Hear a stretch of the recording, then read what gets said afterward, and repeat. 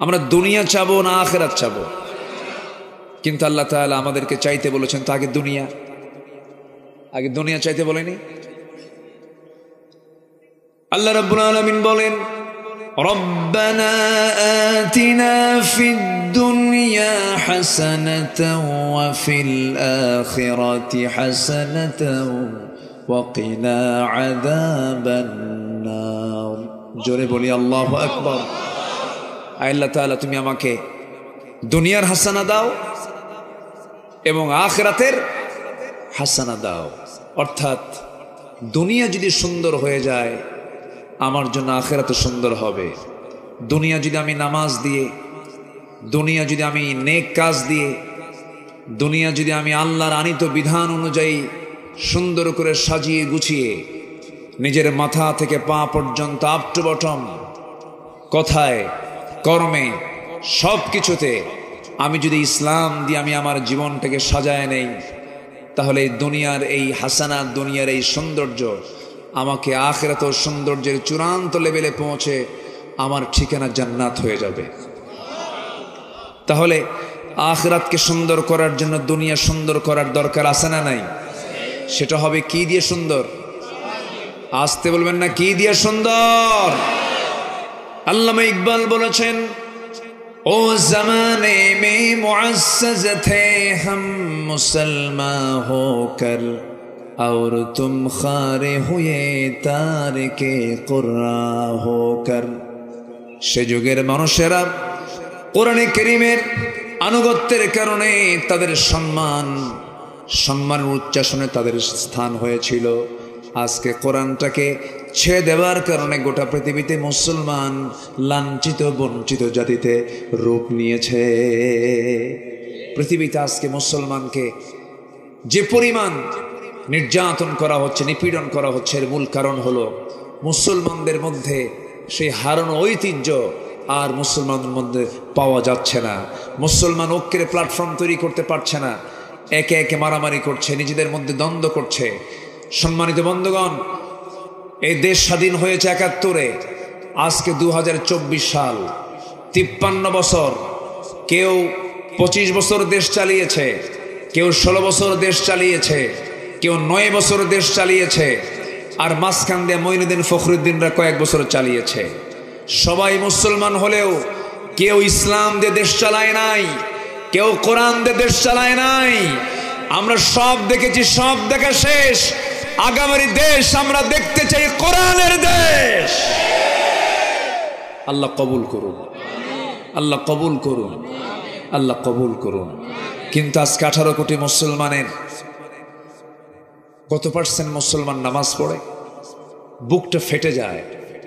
জরিপ করে দেখেছি আমরা, 18 কোটি মুসলমান আমার দেশে বসবাস করে, মাত্র নামাজ পড়ে 5%। তাহলে এই দেশের কোন নেতার নেতৃত্ব দিয়েছে? যে নেতা তার কর্মীকে নামাজের কথা বলে না, সে নেতৃত্ব দেওয়ার কোনো যোগ্যতা রাখে না। ওই সমস্ত নেতৃত্বের মুখে আমরা জুতা মারি, থুতু মারি।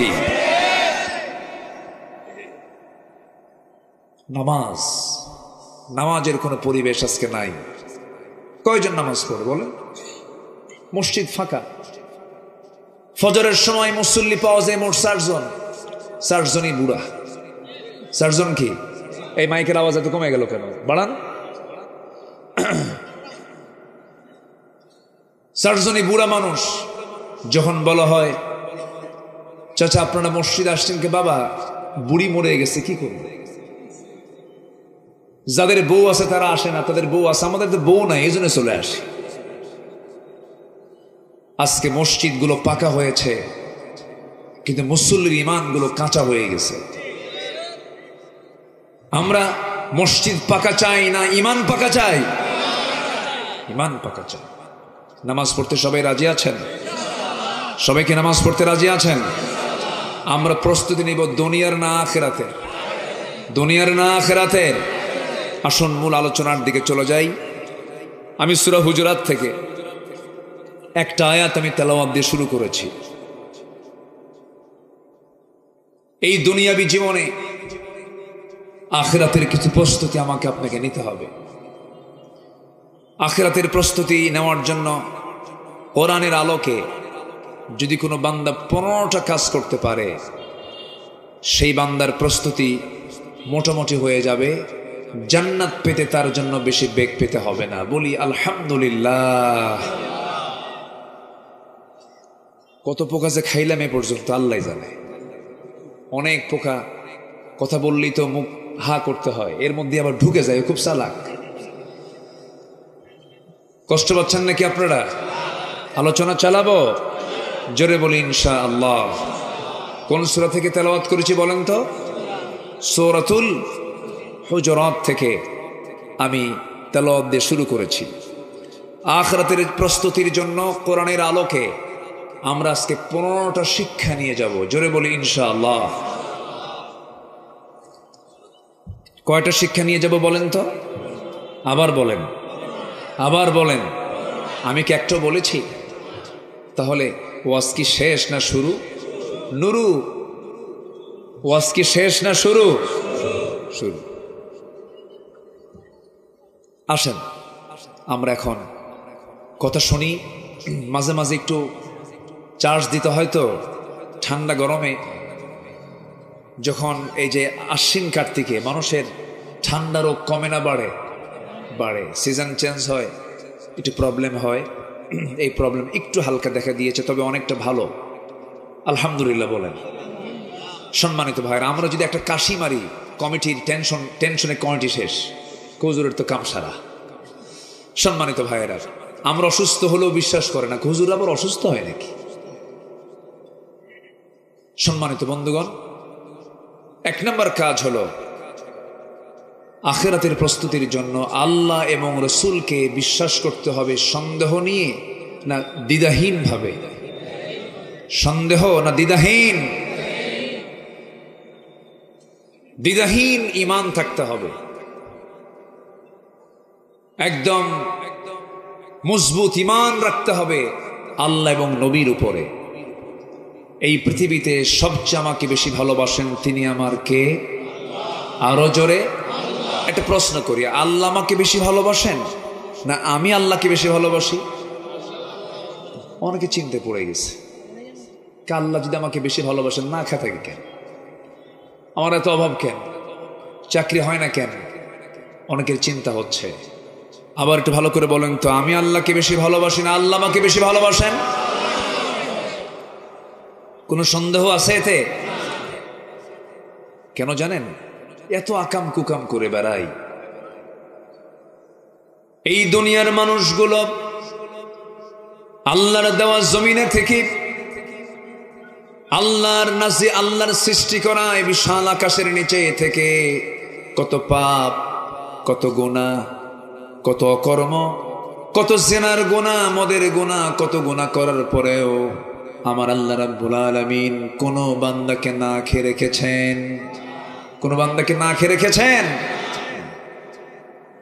আল্লাহর দয়া সবচেয়ে বড় দয়া। যদি বান্দা আমাকে একটু বলে ফেলে আস্তাগফিরুল্লাহ, যদি বলে ফেলে ইয়া আরহামার রাহিমিন আল্লাহুম্মা ইন্নাকা আফুউন কারীম তুহিব্বুল আফওয়া ফা'ফু আন্না, আল্লাহ এত খুশি হন বান্দা যখন মাফ চায়, তখন আল্লাহ তাআলা অস্থির হয়ে বলেন, যা আমি তোর সমস্ত গুনাহগুলো মাফ করে দিলাম। আল্লাহর দয়া অন্য ধরনের। এই জন্য সেই মহান রবের প্রতি বিশ্বাস থাকতে হবে, অনড় দ্বিধাহীন বিশ্বাস রাখতে হবে। আল্লাহ রাব্বুল আলামিন বলেন, ইন্নামাল মুমিনুনা আল্লাযীনা আমানু বিল্লাহি ওয়া রাসূলিহি সুম্মা লাম ইয়ারতাবু ওয়া জাহাদু বিআমওয়ালিহিম ওয়া আনফুসিহিম ফি সাবিলিল্লাহ উলাইকা হুমুস সাদিকুন।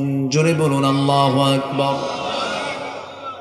প্রকৃত মুমিন হলো তারা যারা আল্লাহর প্রতি, নবীর প্রতি ঈমান আনে, সুম্মা লাম ইয়ারতাবু, সন্দেহ করে না।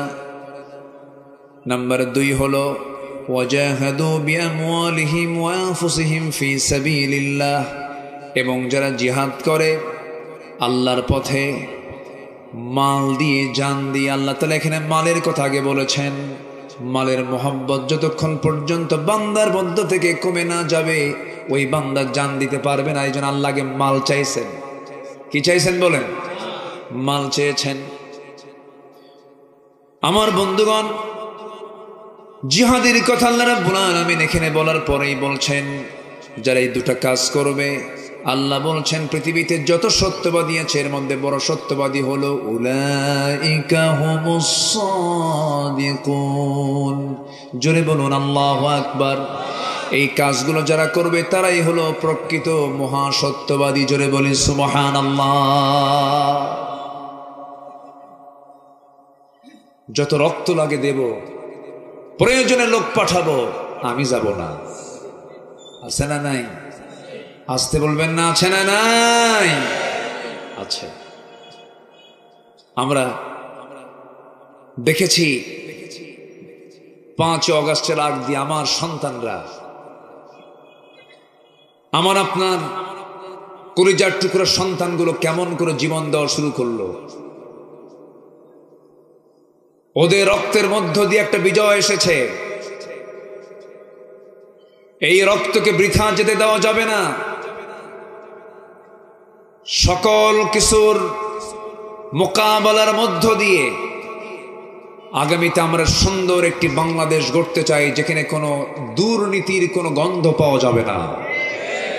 এমন দৃশ্য কি সবাই দেখতে চাই? এটাও জিহাদ। এটাও কি বলেন?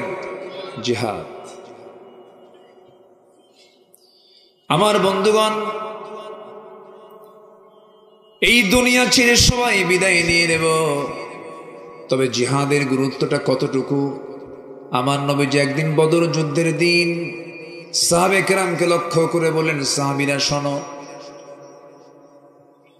এই যে সামনে যুদ্ধ শুরু হয়ে যাবে, এই যুদ্ধে যে বান্দা অংশগ্রহণ করবে, যদি সেই বান্দা জিহাদ করতে পারে, তার পুরস্কার হলো আল্লাহ তাআলা তাকে এমন একটা জান্নাত দিবেন যে জান্নাতের প্রশস্ততা হলো আসমান জমিন বরাবর।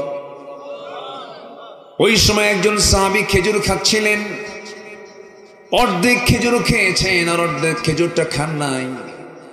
যখন রাসূলের কাছ থেকে এই কথাটা শুনলেন, অর্ধেক খেজুর খেলেন আর অর্ধেক খেজুরটা ফেলে দিলেন। রাসূল বলছেন, সাহাবী অর্ধেক খেজুর খেলে অর্ধেক খেজুর ফেলে দিলেন, কারণটা কি? বলছে, ইয়া রাসূলুল্লাহি, আপনি যে প্রস্তাবটা দিয়েছেন, অফারটা দিয়েছেন, এই অফারটা পূরণ করার জন্য এই খেজুর আংশিক ফেলে দিলাম, এই জন্য এতটুকু সময় আমি আর দেরি করতে চাই না। বাকি খেজুরটা খেতে যতটুকু সময় লাগবে এটা আমার জন্য লস। এক্ষুনি খেজুর খাওয়া বন্ধ করে আমি জিহাদে ঝাঁপিয়ে পড়লাম। জোরে বলি সুবহানাল্লাহ।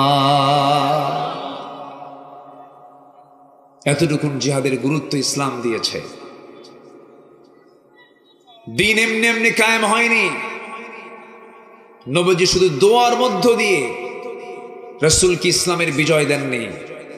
নবীজিকে দেশ ছাড়তে হয়েছে, আমার রাসূলকে বদরে যেতে হয়েছে, ওহুদে যেতে হয়েছে, খন্দকে যেতে হয়েছে, আমার রাসূলকে তাবুকে যেতে হয়েছে, সাহাবে কেরামকে ৮৬টি যুদ্ধ পরিচালনা করতে হয়েছে। আল্লাহু আকবার বলেন।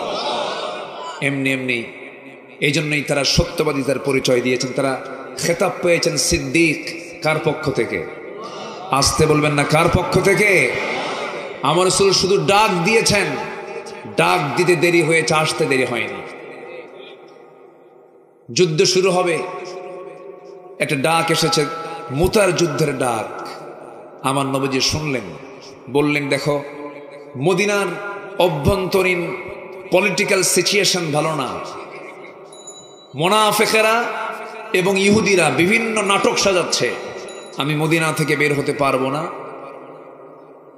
মুতার যুদ্ধে রোমান সৈন্য সব জড়ো হয়েছে মুসলমানদেরকে মোকাবেলা করার জন্য। কারা কারা যুদ্ধে যেতে রাজি আছো? একযোগে ৩,০০০ সাহাবী নবীর সামনে দাঁড়ায় গেলেন। লাব্বাইকা ইয়া রাসূলুল্লাহ। আল্লাহু আকবার বলেন। ৩,০০০ সাহাবী নবীর সামনে দাঁড়িয়ে গিয়ে বলছেন, ইয়া রাসূলুল্লাহ, আমাদেরকে অর্ডার করুন, আমাদেরকে বলুন, যা বলবেন তাই হয়ে যাবে। আমার নবীজি এই 3000 সাহাবীর ভিতরে সবার আগে 1 নম্বরে ডাক দিলেন, যায়েদ এইদিকে আসো। ডাক দেওয়া হলো, তিনি চলে আসলেন, সামনে দাঁড়ালেন। রাসূল বলছেন, জাফর আমার চাচাতো ভাই, তুমি আসো। 2 নম্বর সারিতে দাঁড়ালেন। আমার প্রিয় সাহাবী আব্দুল্লাহ বিন রাওহা, তুমিও চলে আসো। সামনে 3 জন এক লাইনে দাঁড়ায় গেলেন। আমার নবীজি সাহাবে কেরামকে লক্ষ্য করে বলেন, সাহাবীরা, এই 3 জনকে আমি সেনাপতি বানায় দিলাম। প্রথম জন যদি শহীদ হয়ে যায়, দ্বিতীয় জন সেনাপতি হবে। দ্বিতীয় জন যদি শহীদ হয়ে যায়, তৃতীয় জন সেনাপতি হবে। তৃতীয় জন যদি শহীদ হয়ে যায়, তোমাদের ভিতর থেকে একজনকে বাছাই করে নেবা। মুনাফিকদের এই জিনিসটা মাথায় ঢুকে গেল। মুনাফিকগুলো এক জায়গায় হয়ে 3 সেনাপতির কানে কানে এসে বলছে, আব্দুল্লাহ যুদ্ধে যেও না, যায়েদ যুদ্ধে যেও না, জাফর যুদ্ধে যেও না, কারণ যুদ্ধের সেনাপতি একজন হয়, তোমরা 3 জন হয়েছ, 3 জনেই কিন্তু যুদ্ধে গিয়ে মারা যাবে। এই 3 জন সেনাপতি সিংহের মতো গর্জন দিয়ে বলতেছে, ও মুনাফিকের বাচ্চারা, আমরা যুদ্ধে যাচ্ছি বাঁচার জন্য নয়, আমরা যুদ্ধে যেতেছি শহীদ হওয়ার জন্য। জোরে বলি সুবহানাল্লাহ। উলাইকা হুমুস সাদিকুন। নবীজি অর্ডার দিয়ে দিলেন, যায়েদ যাও, পরিবারের কাছ থেকে বিদায় নিয়ে আসো। যায়েদ বলছেন, ইয়া রাসূলুল্লাহ, আমি আর কোথায় যাব? আমার যাওয়ার জায়গা নাই, আপনি আমাকে বিদায় দিয়ে দেন, জান্নাতে গিয়ে দেখা হবে। যায়েদ বিন হারিস যুদ্ধের ময়দানে ঝাঁপিয়ে পড়লেন। জাফর বিন আবু তালিবকে রাসূল বলছেন, জাফর, তুমি আবিসিনিয়ায় হিজরত করেছিলে, সেখান থেকে কয়েকদিন আগে এসেছো, যাও পরিবারের কাছ থেকে বিদায় নিয়ে আসো। জাফর বিন আবু তালিব বলছেন, ইয়া রাসূলুল্লাহ, আপনি যেহেতু আমাকে অর্ডার দিয়েছেন, মানা করে কেমনে গেলাম পরিবারের কাছে বিদায় নিতে। বাড়িতে ঢুকলেন, সামনে গিয়ে বসলেন। সন্তান 2টা নাবালেগ, ছোট্ট 2টা বাচ্চা, 2 কোলে নিয়ে আদর করলেন, চুম্বন করলেন, আদর করলেন, স্নেহ দিলেন। স্ত্রীকে আস্তে করে ডাক দিয়ে স্বাভাবিকভাবে সামনে বসায় দিয়া স্ত্রীকে মুস্কি মুস্কি হাসি মেরে বলছে, স্ত্রী, তুমি আমার জন্য দোয়া করো, মুতার যুদ্ধের ডাক চলে এসেছে, আমি যেন মুতার যুদ্ধে শহীদ হয়ে আল্লাহর জান্নাতে যেতে পারি। জাফর বিন আবু তালিবের এমন কথা শুনে তার স্ত্রী চোখে পানি টলমল করছে। স্ত্রী বলছেন, স্বামী আমার, আপনি যুদ্ধে যাবেন, আমি বাধা দেবো কেন? আপনি যুদ্ধে চলে যান, কিন্তু আমি আপনার জন্য শহীদের দোয়া না করে গাজীর দোয়া করব, কারণ আপনি যদি যুদ্ধ করতে গিয়ে শহীদ হয়ে যান, এই যে আমার আপনার সন্তান 2টা, এরা তো ইতিম হয়ে যাবে, এরা আব্বা আব্বা বলে ডাকতে পারবে না। এই জন্য আমি আপনার জন্য শহীদের দোয়া না করে গাজীর দোয়া করি। জাফর বিন আবু তালিব করলেন ইতিহাস সাক্ষী। কোমরে তরবারি ছিল, কোষবদ্ধ তরবারি কোষমুক্ত করলেন। স্ত্রী হাতটা টান মেরে সামনের দিকে আগায় নিয়া তরবারির উল্টা দিক আঘাত করে বলছেন, স্ত্রী আমার, আমি যে তোমার হাতে আঘাত করলাম, হাতটা কাটছে নাকি না কাটে নাই, কেন কাটলো না? উল্টা মেরে আঘাত করেছেন, উল্টা দিক দিয়ে আঘাত করেছেন। আমি তোমার হাতে আঘাত করলাম তরবারি দিয়া, উল্টো দিক দিয়ে মারার কারণে যেমন তোমার হাত কাটলো না, আজকে আমার জন্য 1000 বার দোয়া করবে, সেই দোয়াটা উল্টা হয়ে যাবে, কারণ আমি যুদ্ধের ময়দানে যাচ্ছি। সেই যুদ্ধে, যে যুদ্ধের সেনাপতি 3 জন, আমার আগে 1 জন আছে, পরে 1 জন আছে, আমি 2 নম্বর সেনাপতি, আমি নিশ্চিত আমি শহীদ হয়ে যাব। আরেকটা কারণ হলো, আমার স্ত্রী নাকের মধ্যে জান্নাতের ঘ্রাণ পেতেছি। জোরে বলি সুবহানাল্লাহ। জাফর বিন আবু তালিব এই কথা বলে পরিবারের কাছ থেকে বিদায় নিলেন। চক্ষু বন্ধ করে ঘর থেকে একটা দৌড় মারলেন। সন্তান পিছন দিক থেকে বারবার আব্বা আব্বা বলে ডাকে রে, একটা বারের জন্য ফিরে তাকালেন না, যুদ্ধে ঝাঁপিয়ে পড়লেন। জাফর নাম্বার 3 সেনাপতি আব্দুল্লাহ বিন রাওহা নতুন বিয়ে করেছেন, বসার ঘরটা হয় নাই, দুপুরবেলা বিয়ে হয়েছে, বিকেলবেলা যুদ্ধের ডাক হয়ে গেছে। বিকেলবেলা তিনি বিদায় নেওয়ার জন্য পরিবারের কাছে চলে গেলেন। কিতাবে এসেছে, যেই ঘরে তার স্ত্রী ছিল, নতুন স্ত্রী, বাসর ঘরটা হয় নাই। সেই ঘরের পিছন দিকের শিকলটা লাগায় দিয়া বাহির থেকে বলছে আমার স্ত্রী, চেষ্টা করলেও দরজা খুলতে পারবা না। আমি বাইরের শিকলটা লাগায় দিয়েছি, আমি তোমার কাছ থেকে একদিন দুদিন না, চিরদিনের জন্য দুনিয়া থেকে বিদায় নেওয়ার জন্য এসেছি। তুমি আমাকে বিদায় দিয়ে দিবা। এই যে আমি আজকে তোমার কাছ থেকে বিদায় নিলাম, আল্লাহ যদি তৌফিক দিয়ে দেন তোমার সঙ্গে আমার জান্নাতের সিঁড়িতে দেখা হয়ে যাবে। স্ত্রী বলছে, স্বামী আমার, এমন স্বামী গ্রহণ করলাম যে স্বামীকে নিজের স্বচক্ষে দেখতে পারলাম না। একটা বারের জন্য আপনি আমার সামনে চলে আসেন, প্রেম নিবেদন করব না, সময় ক্ষেপণ করব না, যেন একটা বার যেন আপনাকে ভালো করে দেখে নিতে পারি, যেন কিয়ামতের সেই কঠিন কণ্ঠকে কীর্ণ ময়দানে, হাসরের ময়দানে অসংখ্য লোকের মাঝখান থেকে যেন আপনি আমার স্বামী, আমি আপনাকে চিনে নিতে পারি। কিন্তু এবার আব্দুল্লাহ বিন রাওহা বলছেন, আমার স্ত্রী এমন যদি তোমার সহি নিয়ত হয়ে থাকে, কাল হাসরের ময়দানে তুমি যদি আমার জীবনের শেষ স্ত্রী হও, আমি যদি তোমার জীবনের শেষ স্বামী হয়ে থাকি, হাসরের ময়দানে তোমার সঙ্গে আমার সঙ্গে দেখা করানোর দায়িত্ব পৃথিবীর কেউ নেবে না, আমার আল্লাহ তাআলা নিজে নিয়ে নিবে। এই কথা বলেই তিনি বিদায় নিলেন। যুদ্ধে 3 জন ঝাঁপিয়ে পড়লেন। ইতিহাসে এসেছে, প্রথমে যায়েদ শহীদ হলেন, জাফর হাল ধরলেন।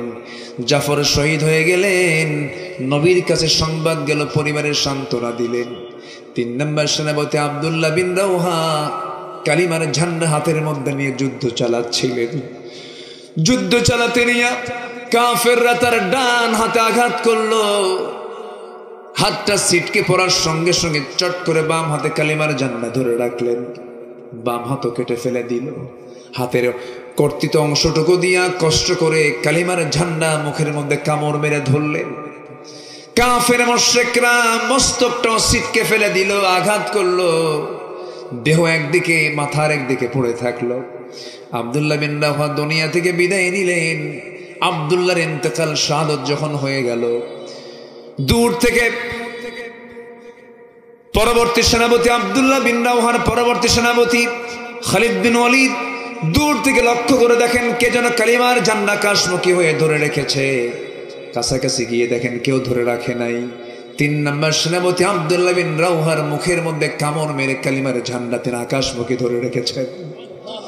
সামনে চলে গেলেন, হাতটা দিয়ে কালিমার ঝান্ডা হাতের মধ্যে নেবেন, কিন্তু কালিমার ঝান্ডা হাতে আসে না। কামড় মেরে ধরেছেন, কানের মধ্যে মুখ ঢুকায় দিয়ে বলছেন, ও আব্দুল্লাহ, আমি হলাম 4র্থ নম্বর সেনাপতি খালিদ বিন ওয়ালিদ। মুখটা ফাঁকা হয়ে গেল।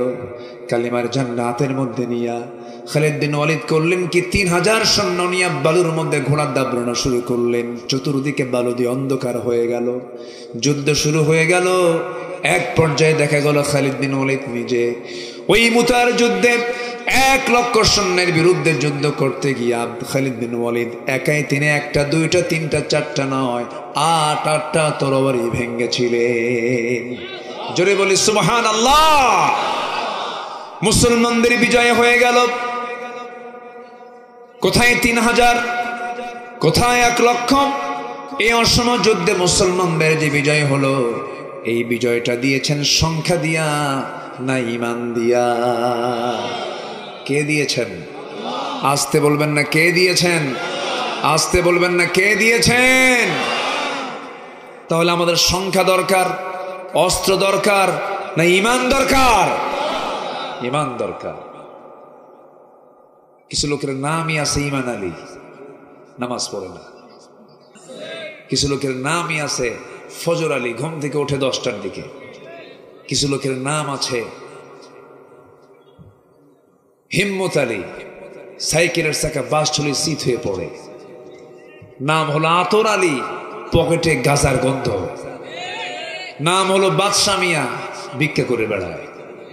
নাম হলো খোকন মিয়া, বয়স হলো 85 বছর। নাম দিয়ে জান্নাত পাওয়া যাবে না, বংশ দিয়ে জান্নাত পাওয়া যাবে না। বংশ দিয়ে যদি জান্নাত পাওয়া যেত, আবু তালেবও জান্নাত পেতেন, আবু জেহেলও জান্নাত পেত, নূহের সন্তান কেনানও জান্নাত পেত, ইব্রাহিম আলাইহিস সালামের বাবা আজরও জান্নাত পেত। যদি পিতা পুত্রের পরিচয়, আত্মীয় স্বজনের পরিচয়, বংশগত পরিচয়, এগুলো দিয়ে জান্নাত পাওয়ার কোনো সুযোগ নাই। জান্নাত পেতে হলে অবশ্যই তার ভিতরে থাকতে হবে সন্দেহ ঈমান না দ্বিধাহীন ঈমান। আখিরাতের প্রস্তুতি কয়টা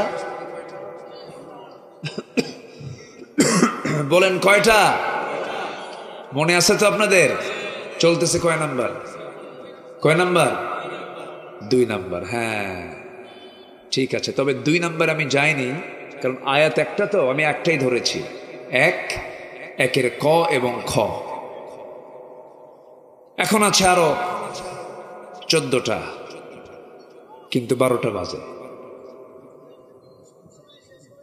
সমস্যা নাই তো? আমি এত সুন্দর মানুষ খুব কম দেখেছি, কোনো লোকের নড়াচড়া নাই। বলি আলহামদুলিল্লাহ। শুধু একটা লোককে অনেকক্ষণ পর উঠতে দেখলাম, এই লোকটা যে কে বুঝলাম না।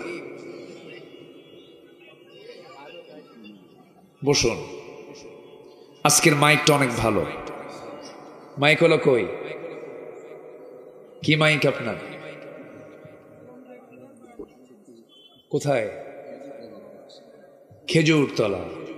ভালো, এর আগেও করেছি মনে হয়। ভালো। আজকের রেজুলেশনটা অনেক ভালো, কিন্তু মাঝে মাঝে একটু সাউন্ড কমে দেন, কিন্তু আপনারা একটু বাড়ায় দেন, মানে ফাঁকিবাজি করে মাঝে মাঝে একটু।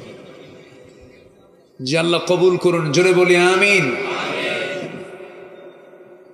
এত রাতে মানুষ বসে থাকে, এই চিত্র খুব কম দেখা যায়, কিন্তু আল্লাহর মেহেরবানি, একটা লোকের কোনো নড়াচড়া নেই। এটা প্রমাণ হয় এই এলাকার মানুষ কোরআনকে দিল থেকে, ইসলামকে দিল থেকে মহব্বত করে। বলি আলহামদুলিল্লাহ।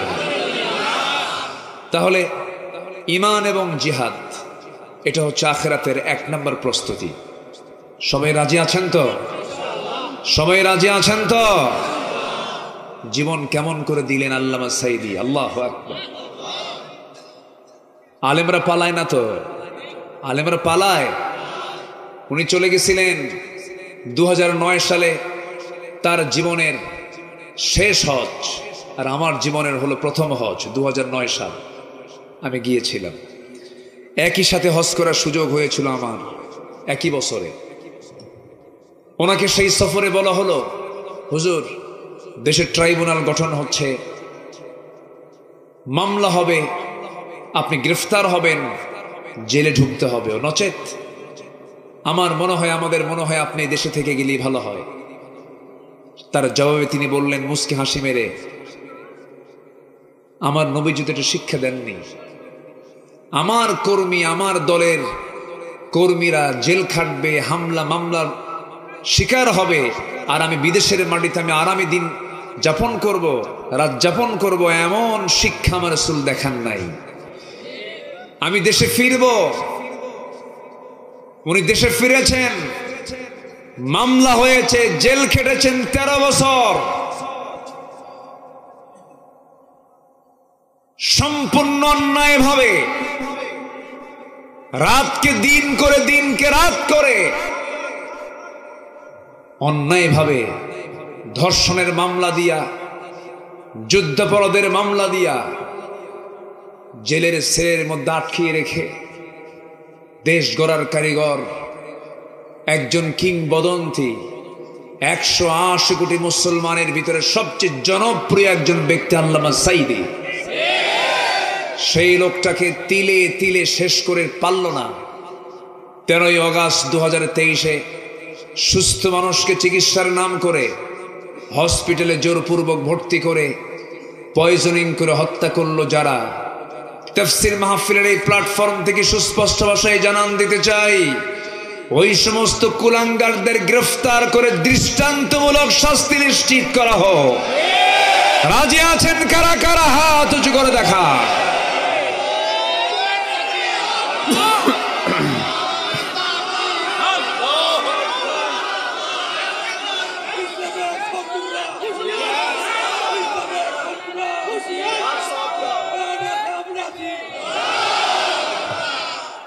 আল্লাহ কবুল করুন, জোরে বলি আমিন, আরো জোরে আমিন। তার ফাঁসির রায় দিয়েছিল এক বেয়াদব শামসুদ্দিন মানিক বিচারপতি। মুখে কোনো হাসি নাই, আমি ওরে কোনোদিন হাসতে দেখি নাই। যাদের স্বামী হাসে না তাদের বউরা কেমনে থাকে আল্লাহ জানে। বউ তো মনে মনে বদদোয়া করে এটা মরবে কোনদিন। হাসি রাখা ভালো, হাসলে স্বাস্থ্য ভালো থাকে, পরিবেশটা সুন্দর থাকে।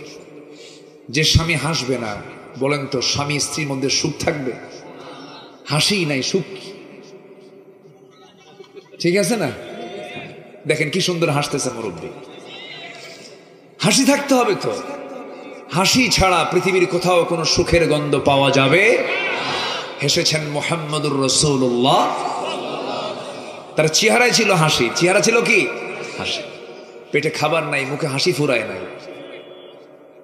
কিছু লোক হাসেও না, কান্দেও না, আছে না নাই? এই মানিক, ওর মুখে আমি কোনোদিন হাসি দেখিনি, খেলে মেজাজ।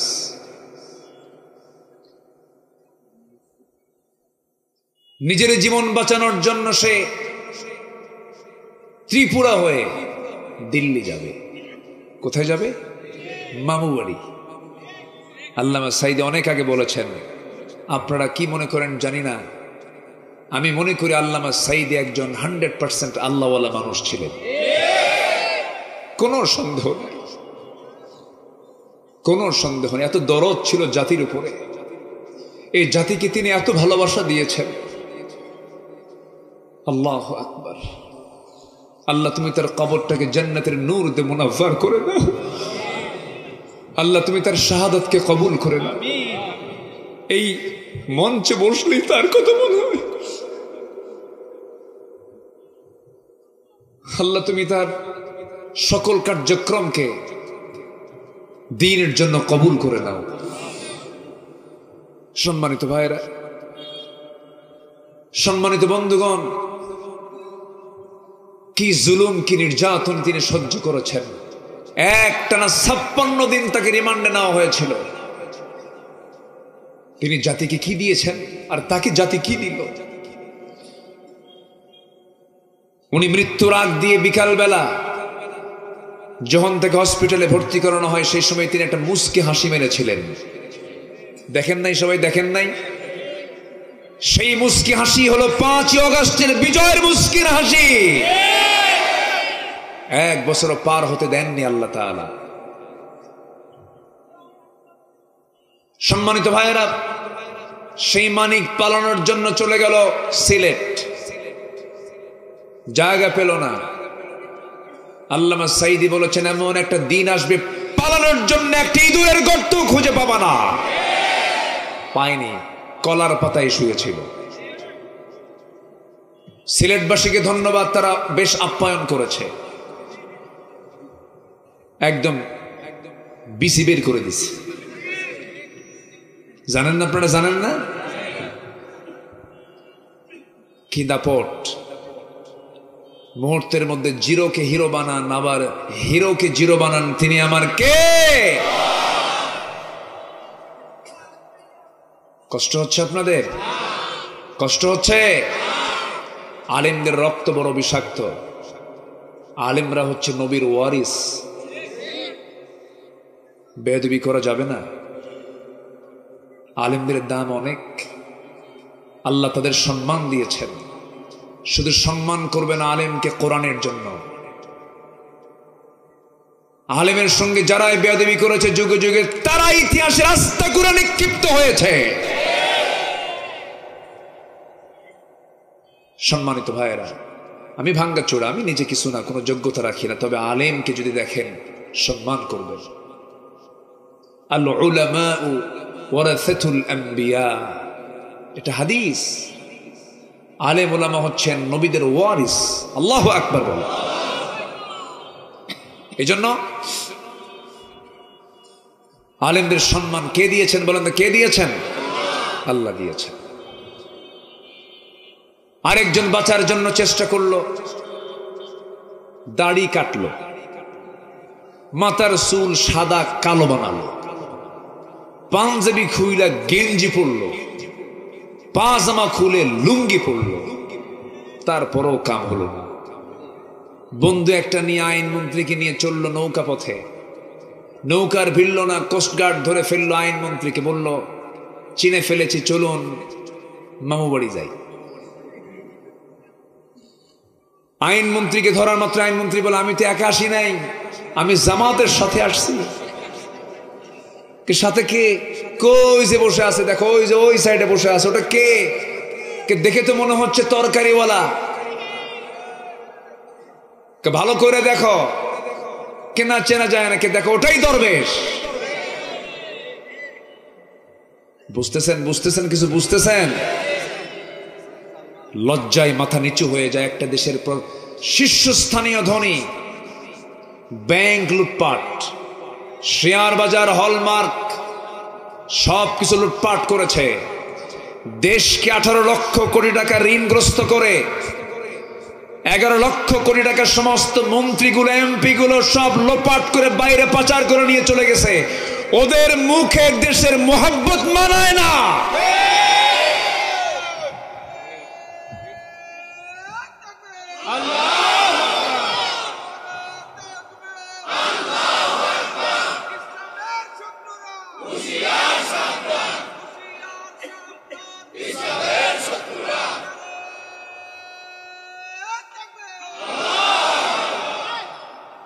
কথা বলবো?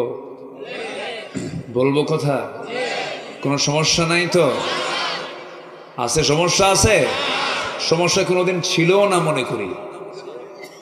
মরবো একবার, সিংহের মতো গর্জন দিয়ে মরবো। বাতিল শক্তির কাছে মাথা নত করার কোনো প্রশ্ন নাই। ও ফজর নামাজ এখানেই হবে, ঠিক আছে থাকেন, আমি যাই।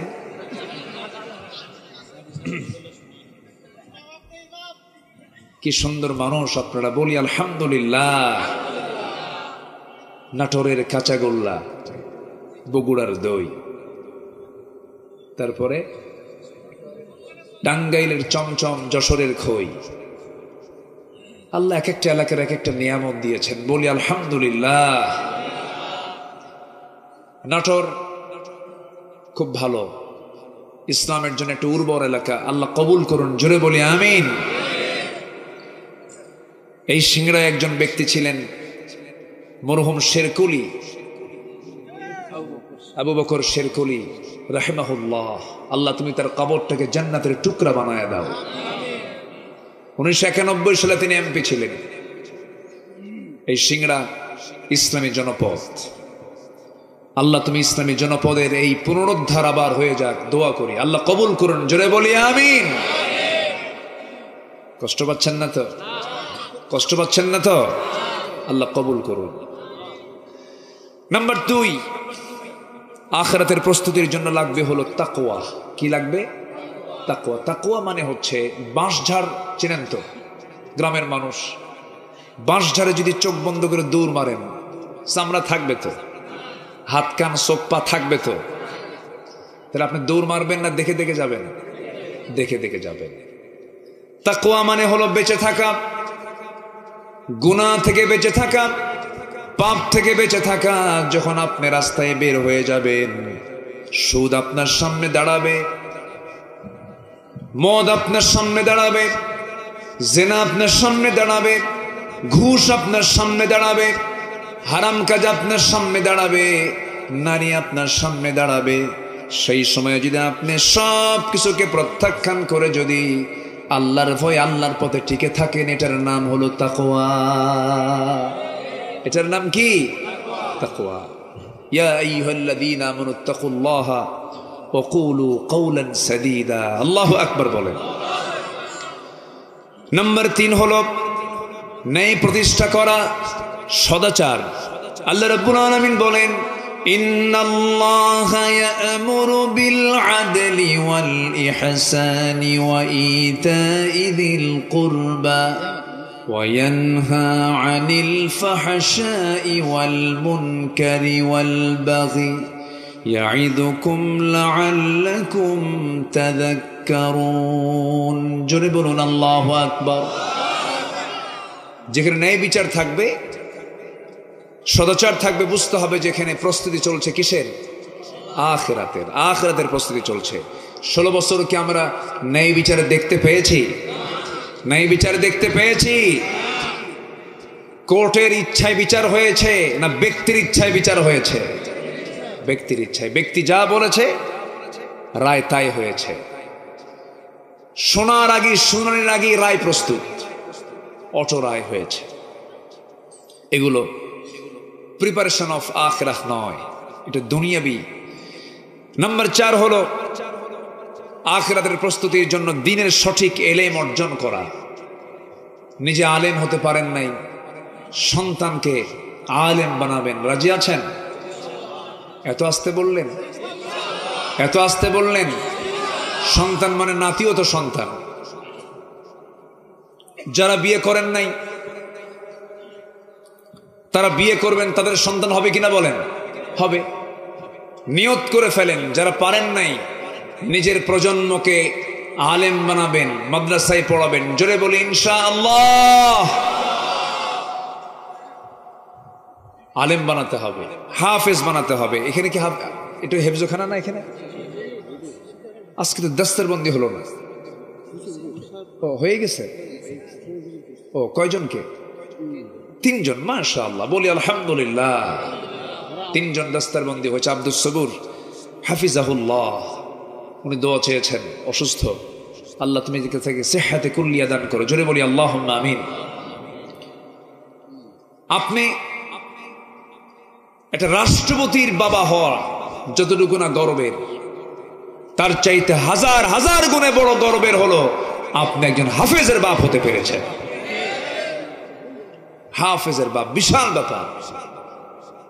আল্লাহ তাআলা আমাকে একটা ছেলে সন্তান দান করেছেন, হিফজটা কমপ্লিট করেছে, হাফেজ হয়েছে। কেউ তো আলহামদুলিল্লাহ বললেন না। অনেক কষ্টে দোয়া করছি, আল্লাহর কাছে বলছি, আল্লাহকে বলেছি আল্লাহ তুমি হাফেজ বানায় দাও। হাফেজ তো হওয়া যাবে না, হাফেজ বানায় দিবেন তিনি কে? আসতে বলবেন না, তিনি কে? হাজারবার চেষ্টা করে ওকে হাফেজ হতে পারবে না। যে সিনাটা আল্লাহ তাআলা হিফজের জন্য কবুল করেছেন সেই সিনাই একমাত্র হাফেজ হতে পারে। অতএব হাফেজরা সাধারণ কোনো বান্দা নয়, হাফেজরা হচ্ছে আল্লাহর নির্দিষ্ট খাস বান্দা। তারা এই জন্য হাফেজদের দাম অনেক। হাফেজ হন, কোরআন 30 পারা মুখস্থ করে ফেলেছেন, আপনাকে আল্লাহ জাহান্নাম দিবেন কেমনে? কোরআনটাকে কেমনে আল্লাহ জ্বালাবেন? যে সিনার মধ্যে 30 পারা কোরআন আছে সেই সিনাকে আল্লাহ কেমনে জাহান্নামে দিবেন? এই জন্য সন্তানকে হাফেজ বানান। আপনাদের দোয়ায় আল্লাহ তাআলা আমাকে 5 আগস্টের পরে একটা প্রতিষ্ঠান করার সুযোগ আমাকে আল্লাহ তাআলা দান করেছেন। একটি প্রতিষ্ঠান শুরু করেছি, আলহামদুলিল্লাহ বলো। উত্তরবঙ্গের গেটওয়ে, আমার জন্মের জেলা, আমার জন্মস্থান, হোম টাউন বগুড়ার শেরপুর, খুব দূরে না তো এখান থেকে। বগুড়ার শেরপুরে একদম মেইন টাউনে দারুল আমিন আইডিয়াল মাদ্রাসা নামে একটা প্রতিষ্ঠান আমি শুরু করেছি। সেখানে 11 বছর, সর্বোচ্চ 11 বছরের মধ্যে একটা ছাত্র, একটা সন্তান সে হাফেজ হবে এবং ক্লাস 5 পর্যন্ত তার পড়াও সম্পূর্ণ হয়ে যাবে। বাংলা ইংরেজি সহ সে হাফেজ হয়ে যেতে পারবে। এখন আপনার ছেলে যদি ডাক্তার হয়, নো প্রবলেম। ইঞ্জিনিয়ার হয়, নো প্রবলেম। আপনার সন্তান যদি ডিসি হয়, এসপি হয়, এমপি হয়, মন্ত্রী হয়, রাজনীতিবিদ হয়, ব্যবসায়ী হয়, কোনো সমস্যা নাই। কিন্তু আপনার সন্তান তখন হবে হাফেজ ডাক্তার, হাফেজ ইঞ্জিনিয়ার, হাফেজ জজ, হাফেজ এসপি, হাফেজ এমপি। আল্লাহর কসম করে বলি, সেই সন্তান কখনো চোর ইঞ্জিনিয়ার হবে না, ডাক্তার হবে না।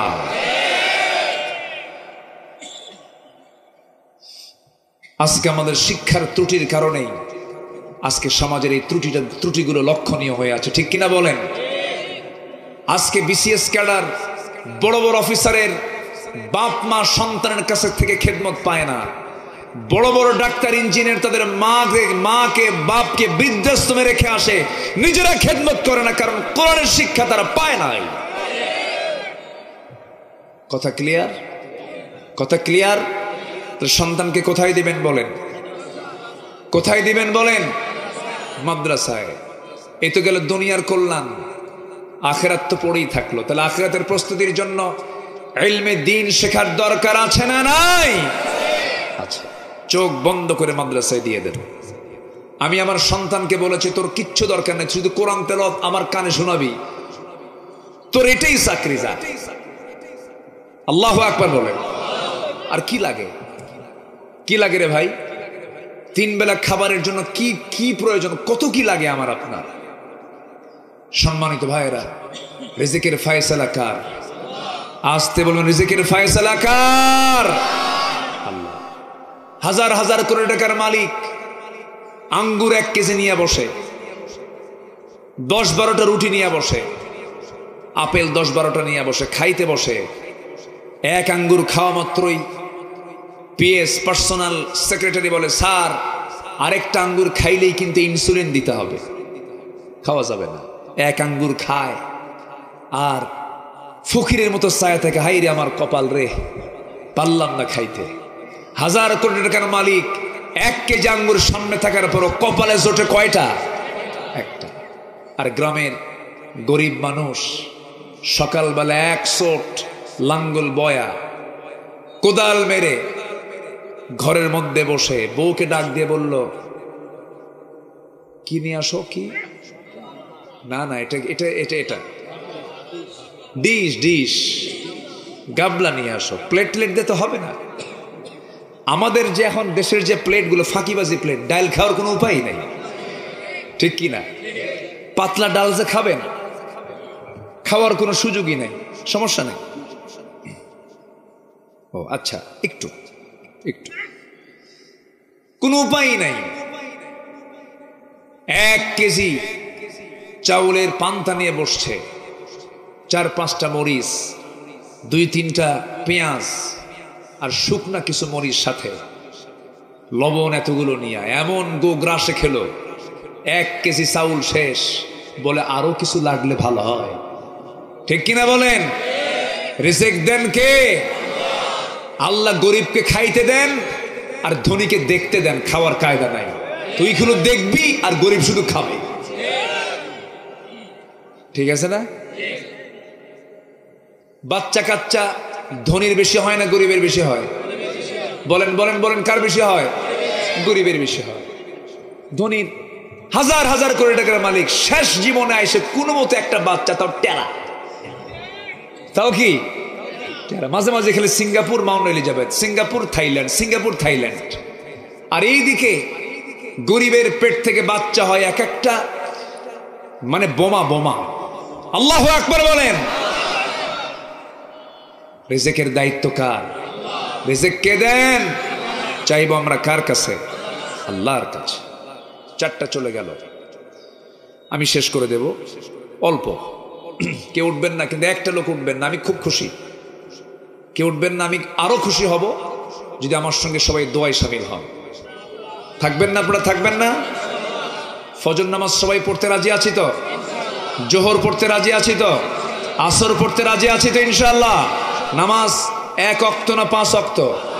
সপ্তাহে 1 বার না দিনে 5 বার? বলেন দিনে কয়বার? 5 বার। বাড়ির বউ যদি নামাজ না পড়ে বলবেন তুমি বাপের বাড়ি যাও। কি আসতে কন কেন? আসতে কন কেন? নামাজ প্র্যাকটিস করে এরপরে আসো। গন্ডগোল যদি বইয়ের সঙ্গে করতে হয়, নামাজ নিয়ে গন্ডগোল করুন। বইয়ের সঙ্গে যদি গন্ডগোল করতে হয়, তর্ক বিতর্ক করতে হয়, পর্দার জন্য করুন। যাও মার বাড়ি, পর্দা করে আসো। এগুলো করে না, বরঞ্চ কি করে জানেন? বউটা দেখাতে খুব পছন্দ করে। কিছু কিছু স্বামী আছে, সুন্দর বউ তো শুধু আমি একা দেখবো, জামাতের সাথে দেখুক। আছে না নাই? হুন্ডায় তোলে হুন্ডায়। এখনকার আধুনিক হুন্ডা তো প্যাসেঞ্জার সিট হলো 3 তলা আর ড্রাইভিং সিট হচ্ছে আন্ডারগ্রাউন্ড। পিছনে হুন্ডায় চড়ালো, একদম উঁচায় বসে আছে। জাতি দেখবে কেমনে, পিছনে বসায়া দিল, লাল শাড়ি পরায়া, লাল লিপস্টিক লাগায়া, চুলটা ছেড়ে দিয়া। তারা যদি জাতির নেতৃত্ব দেয়, জুতা পেটা করা দরকার সেই নেতৃত্বকে। বউ বেঁচে খায়, আছে না নাই? পেছনে হোন্ডায় চড়ে, সামনে বসলো। যে পাইপ দিয়া ধোঁয়া বের হয় ওই পাইপ আউট। এখন হুন্ডার সাউন্ড কি আর হুন্ডার আছে না হেলিকপ্টার? যেন জাতির দেখতে যেন কোনো মিস না হয়। কেরে এত বড় আওয়াজের কি যায় রে, দেখি তো। এক টান দিয়া চলে গেল, একদম খেজুরতলা থেকে একদম চলে গেছে নাটোরের মাদ্রাসা মোড় পর্যন্ত, বনপাড়া থেকে চলে গেছে একদম হরিণছড়া পর্যন্ত। আছে না হরিণছড়া? যাই হোক, ছড়া আছে তো। আচ্ছা, টানটুন দিয়ে বনপাড়ার ভিতরে কি বলে চলন বিলের মাঝখানে নৌকায় চড়ে একদম গধূলি বেলা বউটাকে নিয়ে নৌকা ভ্রমণ করে ছবি একখান তুইলা ফেসবুকে পোস্ট করে বলে, আসুন আমার বউটাকে সবাই মিলে